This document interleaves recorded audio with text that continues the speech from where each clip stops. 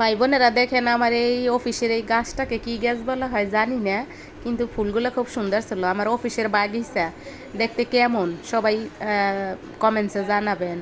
আমার অফিসের বাগিচায় আমি দাঁড়িয়েছিলাম, বাসায় যাওয়ার উদ্দেশ্যে বের হয়েছিলাম। তখন আকাশটা মেঘলা ছিল, তাই যদি বৃষ্টি আসে এই ভয়তে আমি একটু দাঁড়িয়ে পড়ছিলাম।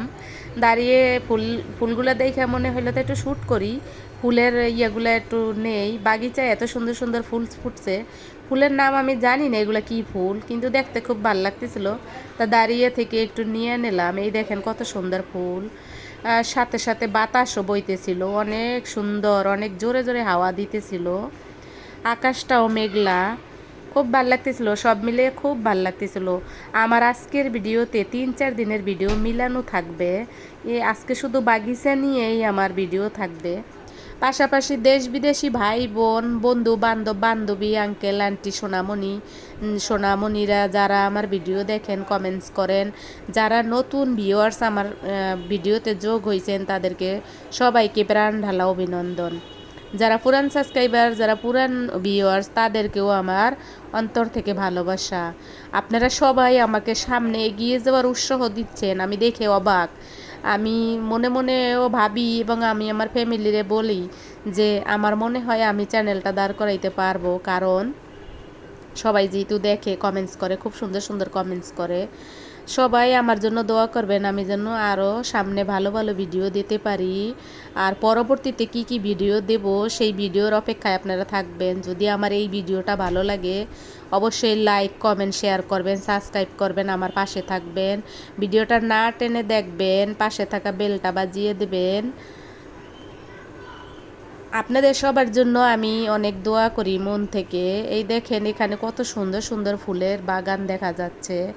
আমি জানি অনেকেই অনেক ভালো ভালো উন্নত জায়গা গিয়া ভিডিও করেন, শ্যুট নেন, সব কিছু নেন, কিন্তু আমার পক্ষে তো ভালো ভালো জায়গা যাওয়া সম্ভব না, আর আপনাদেরকে দেখানো সম্ভব না। কিন্তু কি করব বলেন, মন মানে না। আমার খুব ভাল লাগে ভিডিওতে সব কিছু ধরে আবার এগুলো আপনাদের মাঝে শেয়ার করা। সেই জন্য আমি যা দেখি তাই আমি শেয়ার করতেছি। দেখেন এখানে কত সুন্দর আম গাছ, ছোট ছোট গাছে আম হয়েছে। হাত দিয়ে ধরতেছিলাম, বাগান মালিক বলতেছিল ধরে না পা, অসুবিধা নাই। অবশ্য বাগান মালিক বলেছিল গাছ নিবেন কিনা, আমি বললাম নিয়ে কোথায় রাখবো ভাইয়া, নেয়ার মতো তো জায়গা নাই, বাড়ি হইলে নিতে পারতাম, এটা তো বাড়ি ঢাকার আশেপাশে, এটা এই কারণে আনতে পারিনি। দেখেন আপনাদের আমার মনে হয় ভালো লাগবে, যদিও আমার প্রাণটা খুব প্রফুল্ল হয়ে গেছিলো দেখে, বাগিচাটা দেখে আমার খুব ভাল লাগতেছিল, এত ভাল লাগতেছিল যে আমি ভাষায় আপনাদেরকে বুঝাইতে পারবো না। যারা আমাকে সুন্দর সুন্দর কমেন্টস করছেন তাদেরকে সত্যি আমি অনেক ভালোবাসতেছি। আমার অন্তরে একবারে আপনারা ঢুকে গেছেন। ভিডিওতে যে কমেন্টস করলে মানুষকে এত ভালোবাসা যায় আগে বুঝতাম না, কিন্তু এখন বুঝতেছি যে আসলে মানুষ মানুষের পাশে থাকে, মানুষ মানুষের জন্য। হ্যাঁ, নেগেটিভ মানুষ থাকবে, নেগেটিভ মানুষকে বাদ দিয়ে পজিটিভ যারা আছে তাদেরকে নিয়ে সামনের দিকে এগিয়ে যাওয়াই ভালো। যারা নেগেটিভ তারাও এক সময় ভালো হওয়ার চেষ্টা করবে, আমি মনে করি, আশা করি।